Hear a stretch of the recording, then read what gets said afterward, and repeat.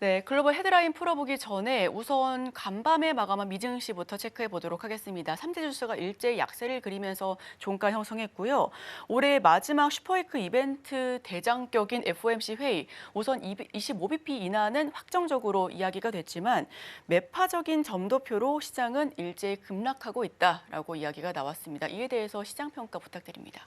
이제 개인적인 생각과 지금 시장이 바라보는 게 조금 달라요. 우선은 시장이 전망하고 있는 것은 현재 미국의 경제 상황이라고 하는 게 크게 우려스럽지 않다라는 거. 대표적으로 증시의 흐름 자체도 괜찮고 고용 또한 긍정적인 흐름을 보이고 있고 실업률 또한 시장이 우려하는 것만큼 내려가지는 않을 것이다라고 하는 그 모든 게 반영이 되는 거죠. 경제 성장률 또한 마찬가지입니다. 올해 기준으로 2%의 경제 성장률이 내년에 나올 것으로 전망이 되다가 이제 2.1%로 상향 조정되었습니다. 불과 0.1%포인트밖에 안 되지만 상향되었다라고 하는 것에 초점을 맞출 수가 있습니다. 그러다 보니 금리 인하에 대한 필요성이 조금은 둔화될 수밖에 없는 거죠.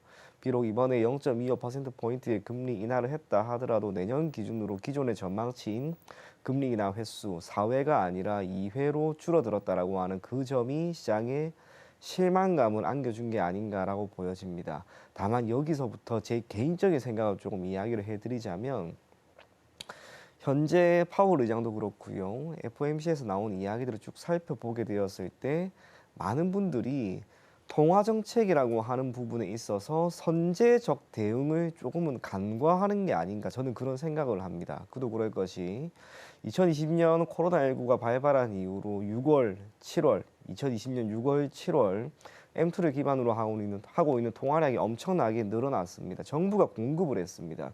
그런데 여기에 대한 외부 효과가 2021년 4월에 CPI 지표가 상당히 높게 나옴으로써 우선은 우려스러움을 자아냈는데 그 당시만 하더라도 일시적이다라고 하는 것으로 치부를 해버렸어요. 그런데 그 대가가 2022년, 23년 금리 인하가 아니라 금리 인상 속도를 빠르게 키워나가면서 모두 다 안을 수밖에 없었습니다. 만약 그때 선제적으로 금리 인상을 단행을 했더라면 아마 증시의 큰 변동성은 줄어들 수가 있었을 거라고 저는 보여집니다. 지금도 마찬가지입니다. 경제 성장이 완만하게 이어지고 있고요. 미증시의 흐름, 특히 기술주들의 흐름 자체가 나쁜 건 아닙니다. 하지만 이러한 가운데 자금 조달 비용을 줄여나갈 수 있는 금리 인하가 선제적으로 조금 더 이어진다면 혹시나 모를 리스크를 대비할 수 있어요. 지금 마이크론의 상황이 딱 그런 거예요. 그래서 어쨌거나 미국의 정부가 추체적으로 결정을 할 부분이기는 하나 저는 개인적으로 통화 정책은 근본적으로 실물 경제의 안정화를 위한 정책이라 할지라도 선제적인 대응은 반드시 필요하다라는 점. 그런 면에서 약간의 개인적인 아쉬움은 없지 않아 있습니다. 네, 성장률도 상향 조정되고 금리 인하에 대한 필요성이 다소 둔화될 수 있다라고 하는 부분 역시도 좀 짚어봤습니다. 여기에 더불어서 비트코인과 테슬라 이야기도 잠깐 이야기해 보도록 하겠습니다.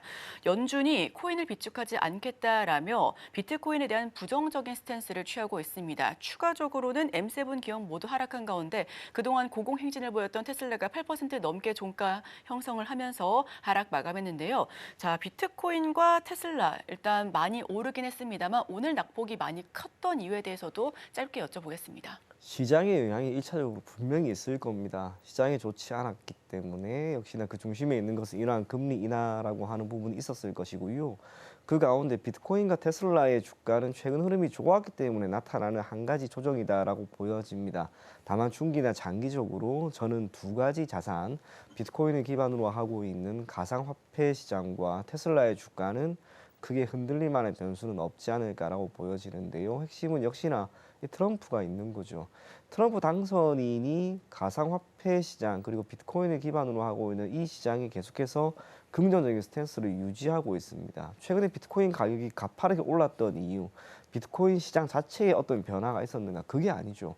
트럼프라고 하는 키워드입니다. 이제 집권을 하게 되면은 굳이 하락하는 모습이 크게 나오진 않을 것이다라고 보여지고요. 테슬라 또한 마찬가지죠. 비록 전기차 보조금이 폐지될 것이다라고 하는 그게 조금 더 부각이 된다 하더라도 이미 시장에서는 테슬라라고 하는 기업 자체를 전기차 판매라고 하는 측면에서만 부각시키지는 않습니다. 정치적인 동반자 혹은 트럼프 당선인에 대한 테마로성 기업으로서도 지금 인지를 하고 있고요. 여러 가지 사업을 또 지금 영위해 나가고 있죠. 지금 시장에 우리나라 증시 기준으로 자유주행이라고 하는 테마가 상당히 활개를 치고 있는데 그 중심은 역시나 테슬라입니다. 그리고 로보택시가 상용화가 되고요. 이를 기반으로 하고 있는 데이터가 축적이 되는 가운데 안정성에 대한 부분까지 해소가 된다면 테슬라의 기업 가치는 지금이 고점은 결코 아닐 것이다라고 보여집니다. 그래서 이번 조정은 저는 개인적으로 여러분들이 매수 기회로 삼아야 된다. 그렇게 이야기 전해드리도록 하겠습니다. 네, 오히려 어느 정도 조정과 낙폭이 나왔을 때 저가 매수의 기회가 살아있다라고 하는 부분까지도 살펴봤습니다. 자, 11월 미국의 소매 판매는 전월 대비 0.7% 오름세를 보이면서 미국 경제 여전히 강하다라고 하는 것을 보여줬습니다. 다만 산업 쪽에서는 좀 아쉬운 흐름이었는데요. 이와 관련해서 우선 소매 판매 쪽부터 조금 더 뜯어보면요. 3개월 연속 전월 대비 증가세였습니다. 이에 대해서도 풀어주시죠. 이 자료를 보면서 이제 하나하나 이야기를 네. 하면 좋을 것 같아요. 참고로 어제 금리 인하 횟수 자체를 줄이는 거, 그 이유도 여기에 또 있는 거죠. 우선은 미국의 소매 판매 증감률을 한번 쭉 보게 되면 전월 대비 11월 기준으로 0.7% 상승합니다. 오른편에 전년 동월 대비 보면은 3.8% 증가하죠. 소매 판매가 증가한다라고 하는 것은 결국에는 미국의 입장에서는 소비가 증가하는 것을 의미합니다. 그 가운데 자동차와 자동차 부품이 전월 대비 2.6% 증가했고요. 무점포 판매는 1.8% 증가합니다. 내구재에 해당하는 부분이 증가했다라고 하는 점을 토대로 우리가 미국의 소매 판매는 여전히 견고하다라고 하는 것을 확인을 할 수가 있습니다. 다음 페이지도 한번 보면 증감률에 대한 기여도인데요. 앞서 이야기한 것처럼 자동차와 무점포 판매가 상당 부분 기여하는 부분을 보였습니다.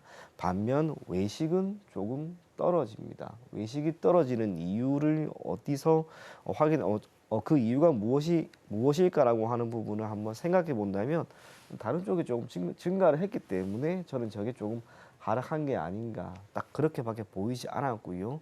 덕분에 왼편에 소비자 심리 지수, 소비 심리는 분명히 회복되는 양상을 보이고 있습니다. 파란색 박스인데 2023년 그리고 2024년 들어서 명확하게 반등하는 모습을 지금 계속해서 보이고 있는 거죠. 일시적으로 등락은 있다 할지라도 추세 자체는 여전히 증가하고 있고요. 덕분에 오른편에 고용에 대한 불확실성도 역시나 크게 개선이 되는 그런 모습입니다. 다음 페이지도 한번 보겠습니다. ISM 제조 PMI 통상적으로 우리가 이게 50 이하가 되면은 조금의 불황이다라고 하는 이야기를 보이고 있습니다. 그런 면에서 ISM 제조 PMI는 소폭 좋지는 않은데 서비스업은 여전히 견고한 거예요. 덕분에 고용 시장의 둔화도 완화되는 그런 모습입니다. 전반적으로 보았을 때 소매 판매가 일시적으로 회복이 되고 있고 미국은 단순하게 제조업뿐만이 아니라 서비스업이 차지하는 비중이 높습니다. 이게 안정적이다라고 하는 점에서 소매 판매를 기반으로 하고 있는 미국의 경제 상황은 우리가 크게 우려스러움은 가질 필요는 없지 않을까 그리 보여집니다. 네, 아무래도 미국의 소매 판매가 원활하게 이어지고 있다는 건 그만큼 강한 미국, 그리고 추가적으로는 소비가 원활하게 진행되고 있다는 것을 방증하는 것 같은데요. 미국 경제에 대한 청신호로 받아들이면 될지, 다만 여기에 대해서는 특히 이렇게 강하게 잘 나올 경우에는 내년도에는 아무래도 연준이 금리 인하보다는 인상을 할 여지가 있다라고 보는 시각도 있습니다. 네. 물가에 대한 하락이 더뎌질 수 있다라는 우려가 제기되고 있는 가운데 이에 대해서는 어떻게 보실까요? 1차적으로 금리 인상 기조는 없을 것 같아요. 아직까지는. 예, 한번 통화 정책을 어느 정도 방향성을 잡았기 때문에 금리 인상에 대한 부분은 우리가 사실상 가지지 않아도 괜찮을 것 같습니다. 그리고 미국의 경제가 여전히 청신호를 보이고 있는 것은 결국 여기 있는 거죠. GDP에서 소비가 차지하는 비율입니다. 자료를 좀 힘들게 찾았어요, 저도. 한번 쭉 보게 되면은 미국의 경우 2000년 이후로 대략 65에서 68%, 뭐 70%는 안 된다 하더라도 대략 68% 내외의 GDP에서 차지하고 있는 민간 소비 비율을 보였습니다. 그게 지금도 견고하게 나타나고 있는데 이게 70% 정도나 되는 민간 소비를 보이고 있다는 것이 내재된 의미가 두 가지가 있어요. 첫 번째로는 소비력이 원활하게 이루어지고 있다라고 하는 것과 두 번째 핵심입니다. 중산층이 탄탄하다는 거예요. 우리가 예전의 자료도 제가 한번 다행히 힘들게 구해오긴 왔는데요. 1950년대 저때 보면은 미국의 GDP에서 민간 소비가 차지하는 비중이 지금만큼 높죠.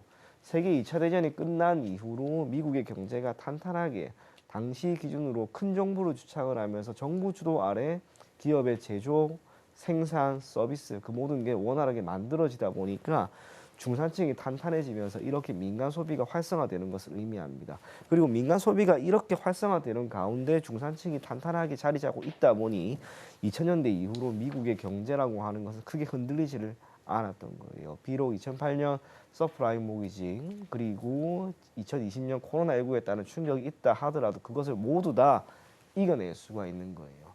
반면 제가 조금 다른 예시로 한 국가를 더 찾아봤는데요. 다음 페이지에 나와요.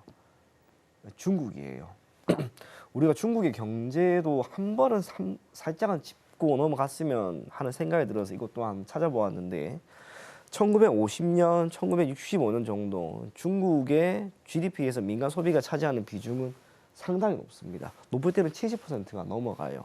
이 당시의 사회상을 한번 생각해 보면 공산주의였죠. 하지만 당시 2차 대전 우리나라로 치면 한국 전쟁도 이제 마무리가 되는 국면에서 다 함께 잘 살자 그런 주의가 어느 정도 이데올로기로 자리 잡으면서 민간 소비가 활성화되는데 이후로 쭉 밀립니다. 특히 2000년대 이후로는 완전히 밀려버려요.